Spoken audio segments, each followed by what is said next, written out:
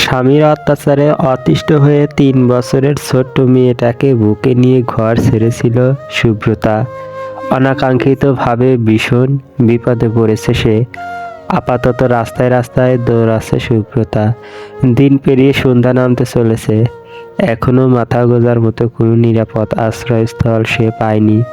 ছুটাছুটি করার মাঝেই আচানক কারো সাথে ধাক্কা লাগলো সুব্রতার। পড়তে পড়তেও বেঁচে গেল সুব্রতা আর বেলি। অচেনা পুরুষটি তার বলিষ্ঠ হাতের আলিঙ্গনে দুজনকে ধরে নিল যত্ন সহকারে, যেন তার বহুদিনের আপন কেউ হোঁচট খেয়ে পড়ে যাচ্ছিল। আর পুরুষটি ফোন করছে সেই মানুষগুলোকে পড়তে দিবে না। হুঁশ ফিরতেই পুরুষটির হাত ছেড়ে সোজা হয়ে দাঁড়ালো সুব্রতা। মেয়েটা ভয়ে কান্না শুরু করেছে। পিঠেও বোধহয় কিঞ্চিৎ ব্যথা পেয়েছে। আলতো হাতে পিঠে ছাপড়ে বেলিকে শান্ত করার প্রয়াস চালালো সুব্রতা। কিন্তু মেয়েটা থামলো না, বরং কান্নার শব্দ বাড়ল তার। এইভাবে মাঝ রাস্তায় ছুটোছুটি করছেন কেন? লোকটার প্রশ্নে চোখ তুলে তাকালো সুব্রতা।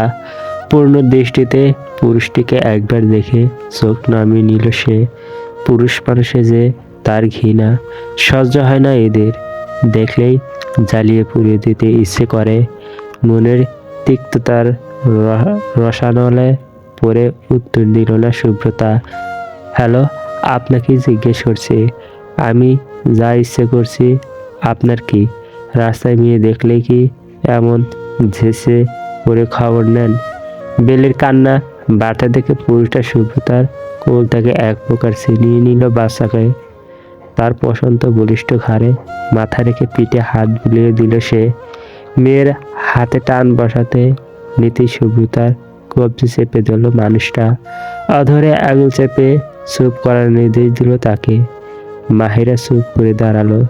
বেলি থামতেই লোকটা শুধালো, গন্তব্য ঠিক করেছেন নাকি ছন্নছাড়া বেশে বেরিয়েছেন? পুরুষটির এমন অদ্ভুত প্রশ্নে থমকালো সুব্রতা। সে যে ঘর ছেড়েছে এই লোক জানে কিভাবে? মাহমুদের লোক নাকি? সুব্রতার ষষ্ঠ ইন্দ্রিয় তাকে সচেতন করলো। মস্তিষ্ক বলল মেয়েকে নিয়ে পালা সুব্রতা, কিন্তু ইন্দ্রিয় আর মস্তিষ্কের মাঝে মন বলল অন্য কথা। শেষবার বিশ্বাস করাই যায় অচেনা পুরুষটিকে। এই বিশ্বাসে যদি যদি ভাগ্যে মিথ্যে লেখা থাকে তবে তাই সই। কাপা পাকা গলায় উত্তর দিল সুব্রতা, আমি পালিয়েছি ঘর ছেড়ে, যার কোনো জায়গা নেই, কাউকে চিনি না। সেই সকাল থেকে ছুটে এতটা এসেছি, রাস্তাও শেষ হচ্ছে না। আমি তানভি, আপাতত নামটুকু জেনে রাখুন, বাকিটা পথ চলতে চলতে জেনে নেবেন কেমন? পথ চলতে চলতে মানে? মুচকি হাসলো তানভি। টপ করে বেলির গলে একটা চুমু খেলো সে। আমরা তো এখন সফর সঙ্গী, তাই না? কে বলেছে আপনাকে? আমার সিক্স সেন্স সুখী না হলে উপরোক্ত কথাগুলো আমাকে বলতেন না আপনি? চুপসে গেল সুব্রতা। কিন্তু এখন তো আর তার কিছু করারও নেই। অবিশ্বাস করে ছোটার থেকে বিশ্বাস করে নিঃশেষ হওয়া ভালো। সে একা হলে চিন্তা ছিল না, তার সাথে যে তার বুকের ধনটাও আছে।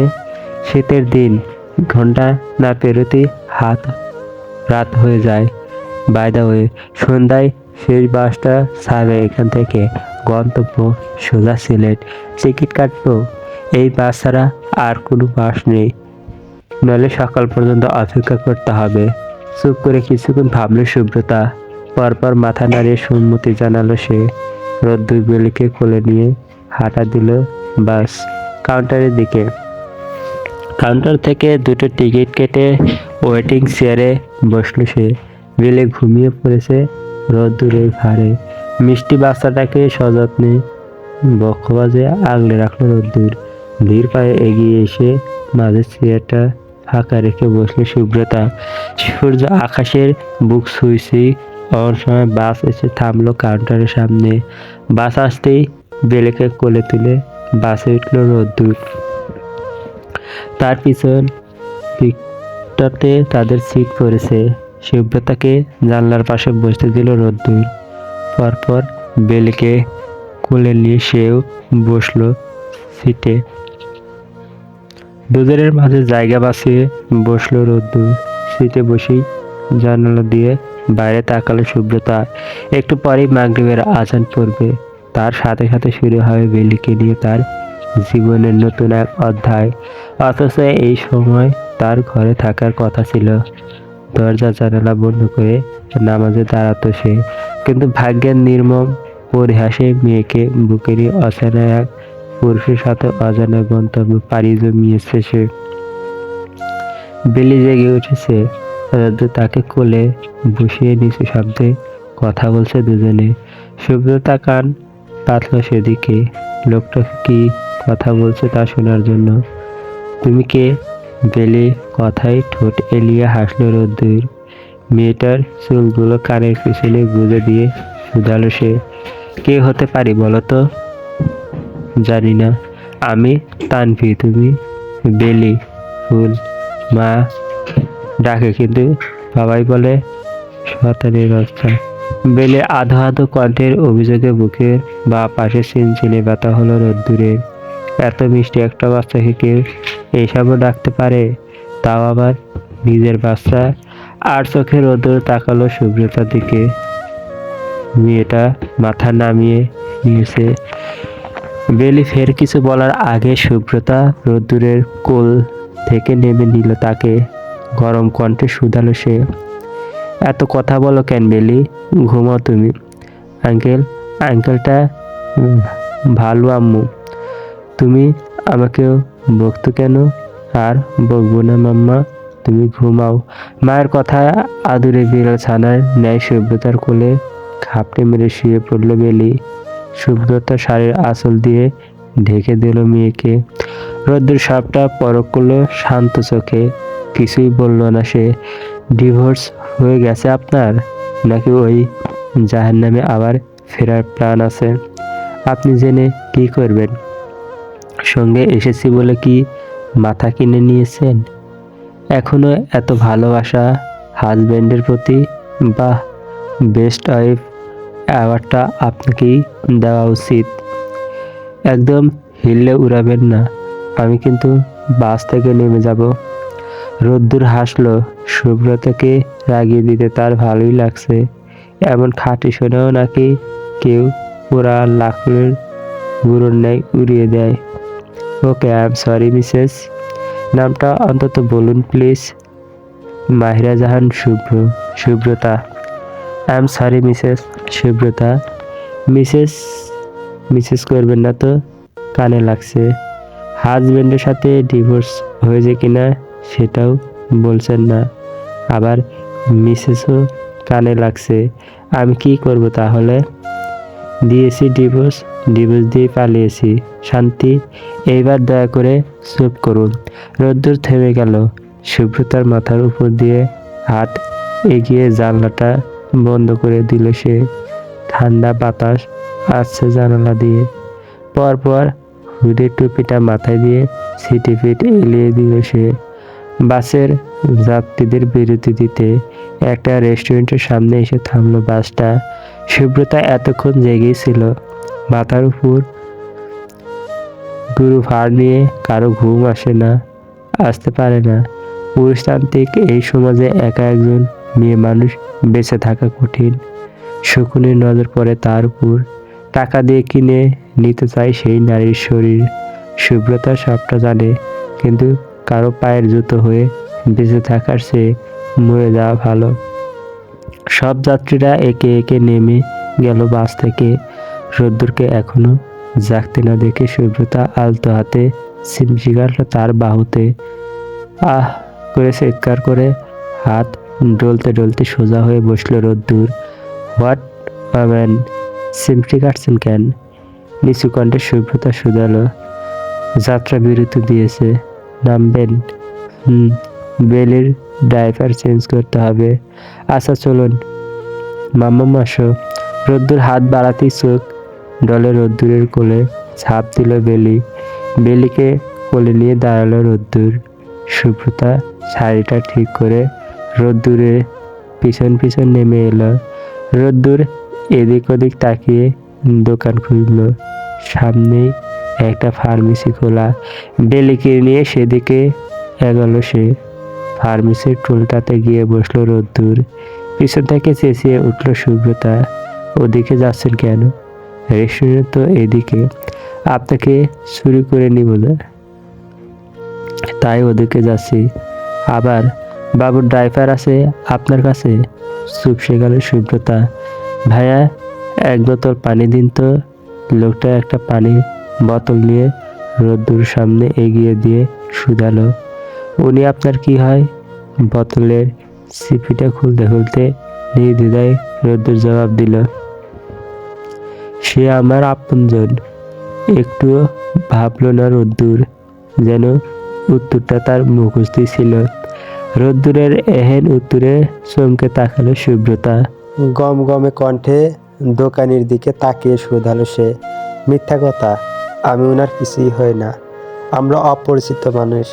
রোদ্দুর এক ঢোক পানি খেয়ে মুচকি হাসলো। আজকে তার হাসির রোগ হয়েছে নাকি? এত হাসছে কেন? রোদ্দুর নিজেও বুঝলো না। সচরাচর রোদ্দুর এতটা হাসে না, বহু কষ্টে শুধু ঠোঁটটা বাঁকায়। ভাবির সাথে ঝগড়া হয়েছে ভাই? এই, আমি আপনাকে চিনি না, বলুন আপনি। রোদ্দুর আরেক চোট হাসলো। গালের পানিটুকু গিলে সে মাথা দোলালো, যার অর্থ হ্যাঁও হতে পারে আবার নাও হতে পারে। সুব্রতা তার মাথা নাড়ানো দেখে রাগে ফুঁসে উঠল। কিছু বলতে নিয়েও বলল না সে। মাম্মাম, তুমি পানি খাবে? রোদ্দুর মাথা নামিয়ে কোলে থাকা বেলিকে প্রশ্ন করতেই সে ফিসফিসিয়ে কণ্ঠে বলল, খাবো। বোতলের সিপিতে পানি নিয়ে বেলের মুখে দিল রোদ্দুর। সুব্রতা গজগজ করতে করতে রোদ্দুরের পাশে এসে দাঁড়ালো। শাড়ির আঁচলটা টেনে ঢেকে নিল নিজের শরীরের অনাবৃত অংশগুলো। পানি খাবেন না? সুব্রতা না শুনে বাকি পানিটুকুও রোদ্দুর নিজে খেয়ে নিল। পরপর বোতলটা ডাস্টবিনে ফেলে শুধালো সে, ভাইয়া, বাচ্চাদের ডাইপার দিন তো। আপনাদের বাচ্চাটা মাশাল্লাহ ভাই, দুজনই সুন্দর মানুষ তো তাই। রোদ্দুর ফের হাসলো। লোকটা তাক থেকে দুটা কোম্পানির ডাইপার বের করে রাখলো ওদের সামনে। রোদ্দুর প্যাকেট দুটো বেশিক্ষণ চোখে তাকিয়ে দেখলো, কিন্তু তার কাছে কোনো পার্থক্যই লাগছে না। শুধু ছবির বাচ্চা দুটোর ছবি ছাড়া। দুটোই তো এক, এখানে পার্থক্য কি? একটা একটু কম দামি আর একটা একটু বেশি দামি। ও, এই ব্যাপার। তাহলে আমাকে দামি প্যাকেটটাই দিন, দামিটাই ভালো হবে। তবে কি নতুন বাচ্চার বাবা হয়েছেন নাকি? দোকানের কথায় কেসে উঠল রোদ্দুর। হুম, এই জন্যই তো বুঝতে পারছেন না, উনি কোনো বাপ টাপ না। এই বাচ্চা আমার, আমি ওর মা। আর আপনি এত কথা জেনে কি করবেন? ড্রাইভার দিয়ে মুখ বন্ধ করুন। সুব্রতার কঠিন কণ্ঠের ধমকে লোকটা থেমে গেল। বাকিটা সময় আর একটা কথাও সে বলল না। টাকা মিটিয়ে শপিং ব্যাগ হাতে নিয়ে দাঁড়ালো রোদ্দুর। সুব্রতা এক প্রকার হ্যাকসা টানে বেলিকে নিয়ে নিল তার কাছ থেকে। এমন করছেন কেন? আপনার কোলে বাচ্চা দেখে সবাই ওকে আপনার বাচ্চা ভাববে। তো ও তো আপনার বাচ্চা না। ভেক্সি কাটল রোদ্দুর। সুব্রতার পিছন পিছন হাঁটতে হাঁটতে বলল সে, এমন ভাব করছেন যেন কোনো ডাক্তার আমাকে সার্টিফিকেট দিয়েছে যে আমি কোনোদিন বাবা হতে পারবো না। আমি তা কখন বলেছি? আপনার কথার মিনিং তো তেমনই ঠেকলো আমার কাছে। একদম তর্ক করবেন না। ওকে, তাহলে প্রেমের কথা বলবো বলি, শুনবেন? আপনি। কথা শেষ করতে পারল না সুব্রতা। তার আগেই শাড়িতে পা পেঁচিয়ে হোঁচট খেল সে। দ্রুত পায়ে এগিয়ে রোদ্দুর তার কোণে চেপে ধরল। অপরিপক্ততা নিয়ে একা দায়িত্ব নিতে যান কেন? পাশে তো একজন আছে, একবার হাত বাড়িয়ে দেখলেই পারেন। আপনি যান এখান থেকে। তাড়িয়ে দিচ্ছেন, কিন্তু আমি যাব না। কেন? কারণ তানভি দায়িত্ব ছেড়ে পালায় না। কে আপনার দায়িত্বে?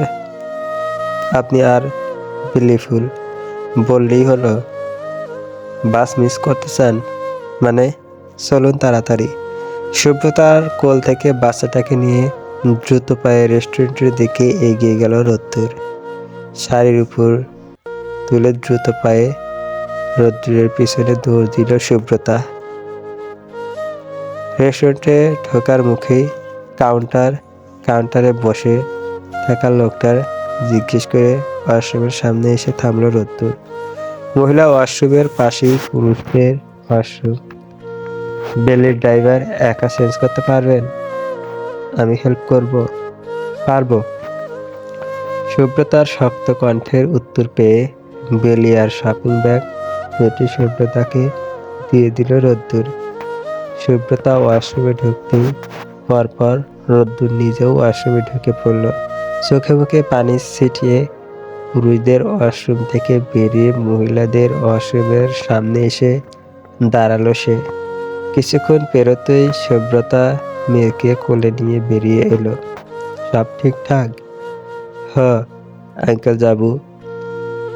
সুব্রতা জবাব দেওয়ার আগে জাপটে গিয়ে রোদ্দুরের গলা চেপে ধরল বেলি। ছোট হাত জোড়া দিয়ে রোদ্দুরের গাল চেপে শব্দ করে চুমু দিল সে। বাচ্চাটা চুমু দিতে গিয়ে থুতুও মেখে দিল রোদ্দুরের গালে। তুমি খুব ভালো, তুমিও মাম্মাম, পৃথিবীর সেরা বাচ্চা তুমি, আমার জান বাচ্চা। বেলিকে কোলে নিয়ে চেয়ারে গিয়ে বসলো রোদ্দুর। সুব্রতা তার সামনে চেয়ারটাতে বসলো। ওয়েটার আসতেই অর্ডার দিয়ে বেলিকে নিজের সামনে টেবিলের উপর বসিয়ে দিল রোদ্দুর। বেলি হাত বাড়িয়ে রোদ্দুরের কপালে চুলগুলো টেনে ধরলো দু হাতে। রোদ্দুর মাথা নামিয়ে নিল। মুঠো ভর্তি রোদ্দুরের চুল ধরে আওড়ালো সে। তোমালে আমার ভালো লেগেছে, তাই নাকি মামানি? হো। বেলি, তোমার কাতে থাকবে। ভালো আঙ্কেল, তুমি খুব ভালো। সুব্রতা ওদের দুজনের দিকে তাকিয়ে রইল। দেখতে দেখতে এক পর্যায়ে তার চোখ জোড়া ছলছল করে উঠল। সুব্রতা একাই আফসোস, মেয়েটা কোনোদিন বাবার ভালোবাসা পেল না। মাহমুদ জন্মের পর থেকে বেলিকে সহ্য করতে পারে না। বেলি মেয়ে কি না, তার তো অঢেল পয়সা, মেয়ে দিয়ে তার কাজ কি? সেই রেশ ধরেই মেয়েকে ঘৃণা করতো মাহমুদ। সাথে সকাল দুপুর সুব্রতার উপর অত্যাচার লেগেই থাকতো। বেলির আদুরে মুখটাও সে কোনোদিন সুন্দর করে দেখেনি। হারিয়ে গেলেন নাকি? পারলে হারাতামই, কিন্তু সামর্থ্য নেই যে। কে বলল মানুষ চাইলেই সম্ভব? আমিও তো শুধু মানুষ না, একজন মাও। আমার যে অনেক দায়িত্ব। মায়েরাও অনেক শক্তিশালী হয়। এখন প্রায় মধ্যরাত, শীতের রাত হওয়াতে রাত শেষ হচ্ছে না। গাছের পাতা বেয়ে টপ টপ করে কুয়াশা ঝরছে। একটা বন্ধ চায়ের দোকানের ছাউনির নিচে বেঞ্চিতে বসে আছে রোদ্দুর, সুব্রতা আর বেলি। শীতের তোপে রোদ্দুর আর সুব্রতা দুজনের শরীরের হাড় শুদ্ধ কাঁপছে। সামান্য পাতলা একটা শার্ট রোদ্দুরের শীত নিবারণে ব্যর্থ। তার হুডিটা বেলির পরনে। বাচ্চাটা শীত করছিল দেখে রোদ্দুর নিজের হুডিটা খুলে দিয়েছিল তাকে। হুডিটা বেশ বড়ই হয়েছে বেলির, যে কিনা বর্তমানে রোদ্দুরের কোলে ঘুমিয়ে আছে জড়সড় অবস্থায়। কলা পাতা রঙের শাড়িটা আর একটু শক্ত করে শরীরের সাথে চেপে ধরল সুব্রতা। ঘন্টা ফিরিয়েছে তারা এখানে বসে থাকা। রেস্টুরেন্ট থেকে খেয়ে বেরোতেই বাসটা মিস করেছিল রোদ্দুররা। এখানে আশেপাশে থাকার মতো কোনো জায়গাও নেই, তাই উপায়ন্তর না পেয়ে দুজনে ছাউনির নিচে বসে আছে। আমার শীত করছে, এখানে এভাবে আর কতক্ষণ বসে থাকবো? যতক্ষণ পর্যন্ত না দ্বিতীয় বাসটা আসছে ততক্ষণ এখানে বসে অপেক্ষা করা লাগবে। নেক্সট বাস কখন? ফজরের পরে। উঠে দাঁড়ালো সুব্রতা। ছাউনির নিচ থেকে বেরিয়ে এদিক ওদিক তাকিয়ে শুধালো সে। আশেপাশে কোনো বাড়ি নেই। একটু এগিয়ে দেখি, বাড়ি থাকলে ওনাদের কাছে সাহায্য চাইলে যদি কেউ সাহায্য করে। বেলিকে কোল থেকে তুলে কাঁধে শুয়ে দাঁড়ালো রোদ্দুর। জানি না, চোর ভেবে বেঁধেও রাখতে পারে। একবার চেষ্টা করে দেখতে তো সমস্যা নেই। আর আমাদের হাতে তো কোনো ব্যাগ নেই, তাহলে চুরি করবো কিভাবে? থামলো সুব্রতা। এখানে আর বেশিক্ষণ বসে থাকলে আমি শীতে মরে যাব। আপনাকে নিয়ে কোনো বিপদে পড়লে তখন কি করব? সবাই তো আর আমার মতো ভদ্রলোক না। আগে আসুন তো। অন্ধকারের মাঝেই দ্রুত পায়ে হাঁটা দিল সুব্রতা। হাঁটার আগে শাড়ির আঁচলটা মাথায় তুলে নিল সে। এই দাঁড়ান, আজব তো, চা দোকানের উল্টো পাশে একটা রাস্তা গেছে। রাস্তাটা মাটির তৈরি, দেখেই বোঝা যাচ্ছে এদিকের জায়গাটা গ্রাম। তাদের হালকা আলোতে রোদ্দুর আর শুভ্রতা হেঁটে চলেছে। বেলি এখনো ঘুমিয়ে আছে। এই দিকটাতে তেমন একটা মানবের অস্তিত্ব নেই বললেই চলে। হাঁটতে হাঁটতে একটা টিনের আটচালা বাড়ির সামনে এসে দাঁড়ালো দুজনে। বাঁশের কুঞ্চি দ্বারা বাড়ির চারপাশে বেড়া দিয়ে রাখা। বাড়িটা দেখে সুব্রতার দিকে তাকালো রোদ্দুর। মেয়েটা দাঁতে দাঁত চেপে দাঁড়িয়ে আছে। নরম কণ্ঠে রোদ্দুর আওড়ালো, আমি গিয়ে দেখছি বাড়িতে কেউ আছে কিনা। তড়িঘড়ি করে রোদ্দুরের হাত চেপে ধরল সুব্রতা। এখানে একা দাঁড়িয়ে থাকার চেয়ে লোকটার সাথে যাওয়াটাই ভালো। চারপাশটা কেমন ভুতুড়ে হয়ে আছে। দূরে কোথাও নিরি কুকুর ডাকছে। তার সাথে বাতাসে কেমন একটা অজানা ফুলের সুবাস ভেসে আসছে। আমি যাই, আপনার সঙ্গে যাবে? আসুন। বাঁশের বেড়াটা সরিয়ে মাটির বাড়িটার ভিতরে প্রবেশ করলো রোদ্দুর আর শুভ্রতা। ঘরের ভিতর থেকে লালচে লাইটের আলোয় এসে উঠোনে পড়ছে। অন্ধকার হাতুড়ে গিয়ে টিনের দরজায় কড়া নাড়ল রোদ্দুর। কড়ার শব্দের ভিতর থেকে চেঁচিয়ে উঠল এক বৃদ্ধ লোক, কে রে, এত রাইতে বিরক্ত করস? দরজাটা একটু খুলবেন, আমরা বিপদে পড়েছি খুব। পারতাম না, এইটা কোনো হোটেল না। লোকটার কড়া গলা শুনে শান্ত চোখে সভ্যতার দিকে তাকালো রোদ্দুর। এইবার কি করবেন? আমি দেখছি, আপনি সরুন। রোদ্দুরকে সরিয়ে দরজাতে এসে দাঁড়ালো সুব্রতা। আলতো কণ্ঠে বলল সে, আমাদের একটু সাহায্য করুন, আমরা খুব বিপদে পড়েছি। শীতের মধ্যে বাইরেও থাকতে পারছি না, একটু তো দয়া করুন। শুনছেন? এইবার আর জবাব দিল না লোকটা। কিছু সময় ফেরতেই খট করে দরজাটা খুলে গেল। চেরাগ বাতি হাতে ঘরের বাইরে এসে দাঁড়ালো 50 ঊর্ধ্ব এক পুরুষ। পরনে তার সাদা লুঙ্গি আর সোয়েটার। বাতির লালচে আলোয় রোদ্দুর আর শুভ্রতাকে ঝাপসা চোখে দেখল লোকটা। জামাই বউ নাকি তোমরা?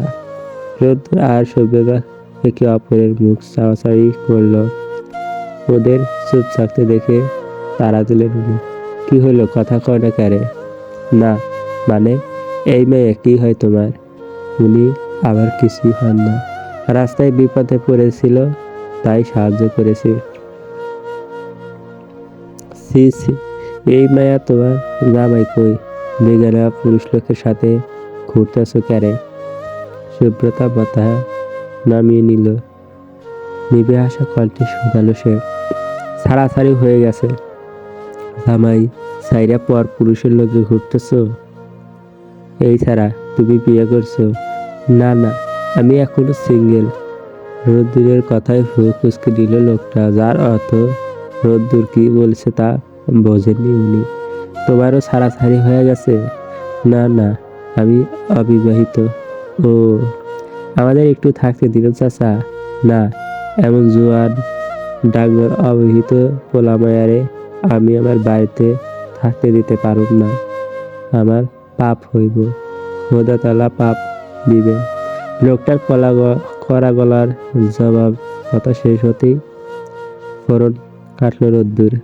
উৎসুক কণ্ঠে শুধালো সে, তাহলে আমাদের বিয়ে দিয়ে দিন। কি? অবাক কণ্ঠে চেঁচিয়ে উঠল সুব্রতা। তার চিৎকারে বেলিও জেগে গেল। ঘুম জড়ানো ফিসফিসিয়ে কণ্ঠে বেলি বলল, কি হয়েছে আম্মা? তো এমন চেঁচাতো কেন? কিছু না মাম্মা, তুমি আমার কাছে আসো।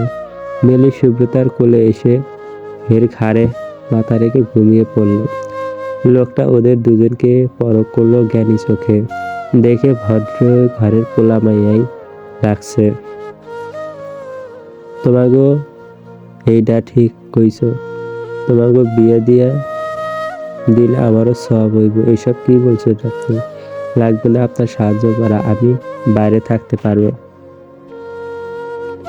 কিন্তু আমি শীতের মধ্যে বাইরে থাকবো না। তানভীর চাচা, আপনি বলুন। এই মাইয়া, তুমি এত কথা কও কেরে? এখনই তোমাকে বিয়া হইব। আমি কাবিনের বই লয়া আইতেছি, সব কেমন লাগবে আমার। বাতি নিয়ে ঘরের ভিতর চলে গেলেন লোকটা। রোদ্দুর বাইরে রাখা পিঁড়িটাতে বসে পড়ল। তার মনটা আপাতত বেশ ফুরফুরে। অবশেষে অপেক্ষার শক্তি ঘটল বললে। ভাগ্য অসহায় থাকলে আর কিছুক্ষণ পর শুভ্রতা তার। রোদ্দুরের শুভ্রতা পৃথিবীর কেউ আর তাদের আলাদা করতে পারবে না। শুভ্রতা এদিক ওদিক তাকে উল্টো ঘুরে দৌড় দিল। বেহেজু যেতে পারল না সে। রোদ্দুর মেয়েটার আঁচল কাঁপড়ে ধরল। থামতে গিয়ে পায়ে বেশ ভালোই চোট পেল শুভ্রতা। এই মেয়ে পালাচ্ছেন কেন? আমি আপনাকে বিয়ে করব না। কেন? আমি বিবাহিতা। পাগল আপনি? ডিভোর্স হয়ে গেছে আপনার? ভুলে গেছেন তো? আমি কিছুতেই বিয়ে করব না।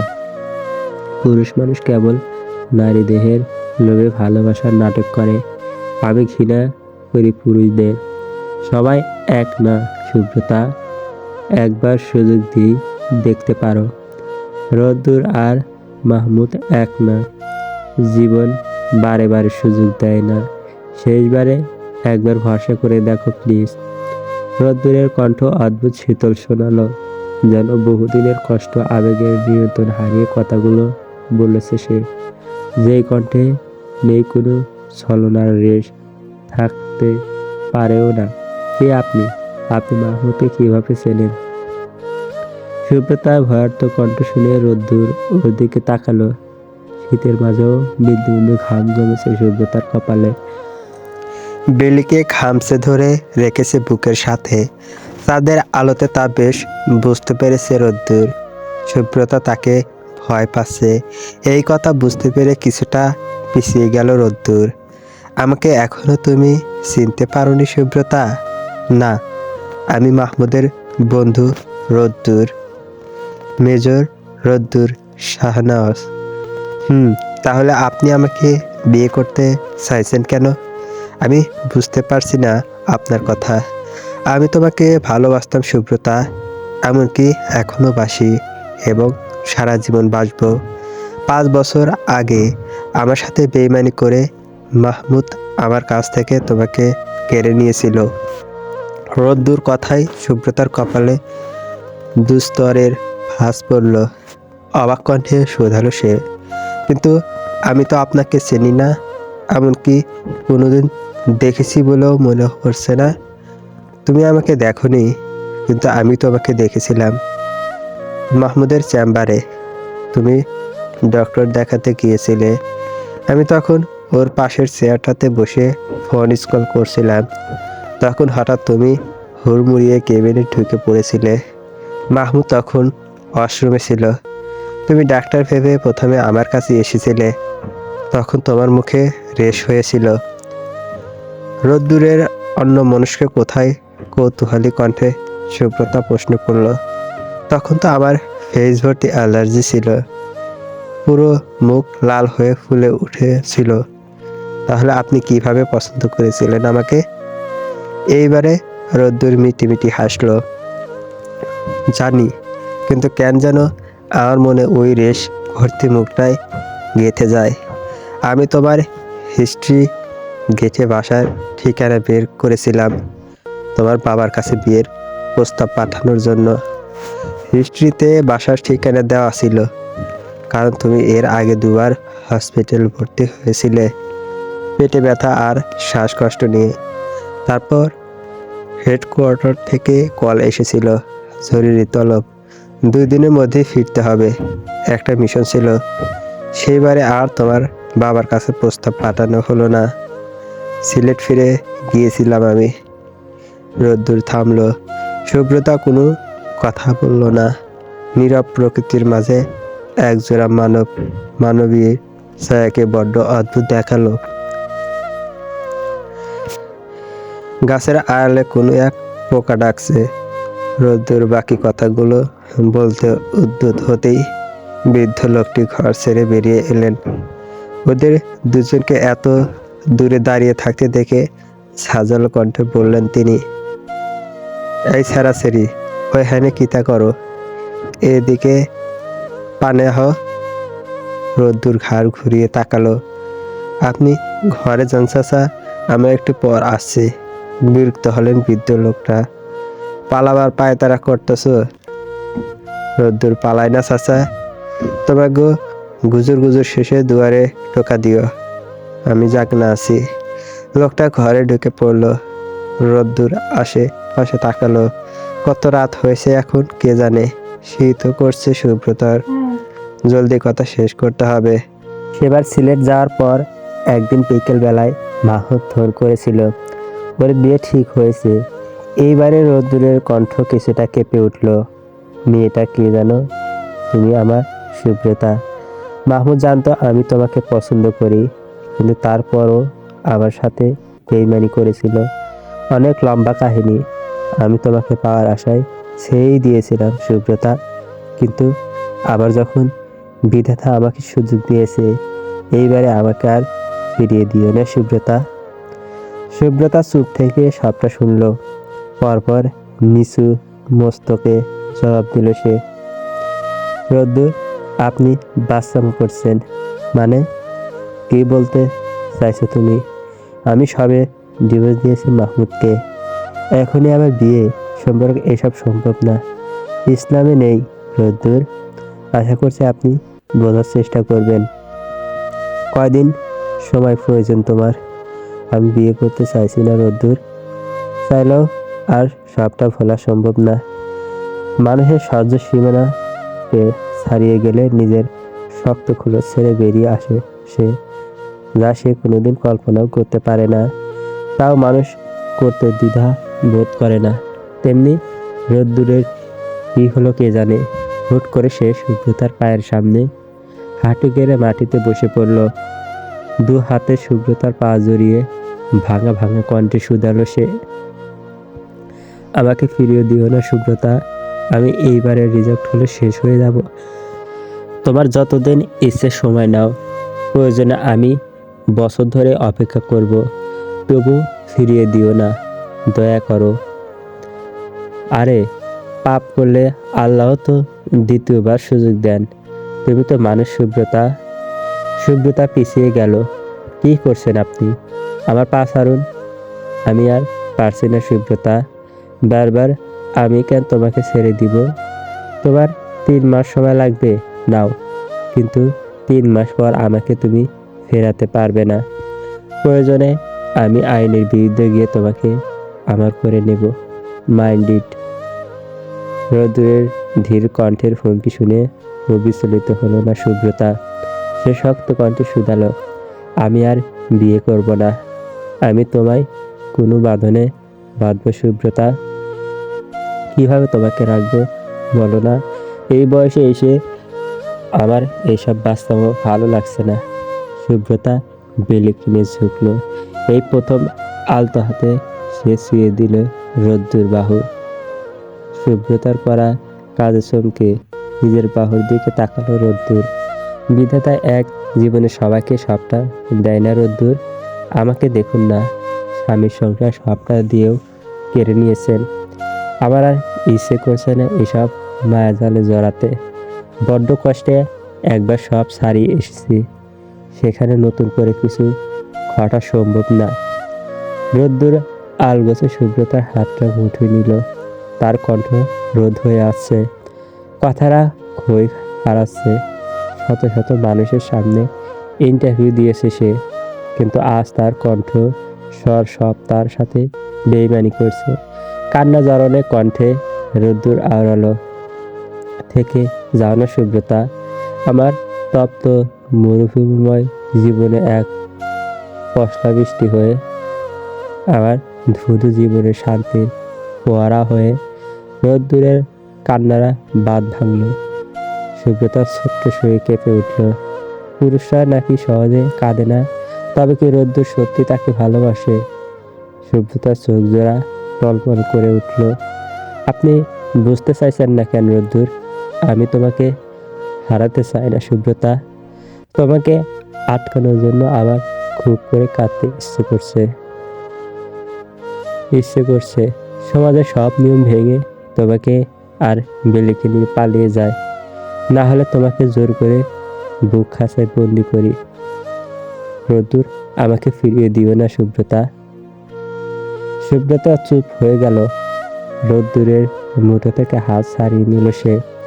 সুব্রতা হাত ছাড়াতেই রোদ্দুর উঠে পড়ল।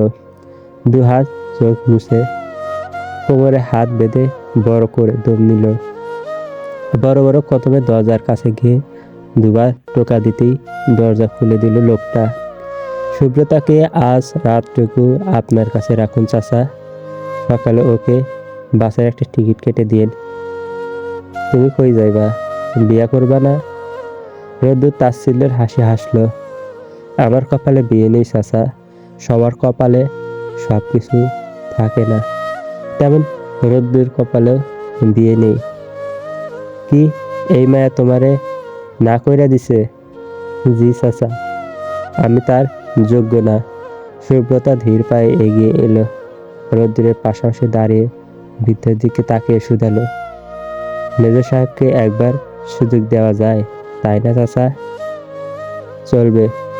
গল্প সে আমার আপনজন পর্ব 1 থেকে 5 শেষ।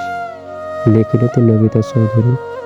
পরবর্তী পর্ব পাওয়ার জন্য সবাই চ্যানেলটি সাবস্ক্রাইব করবেন। ধন্যবাদ।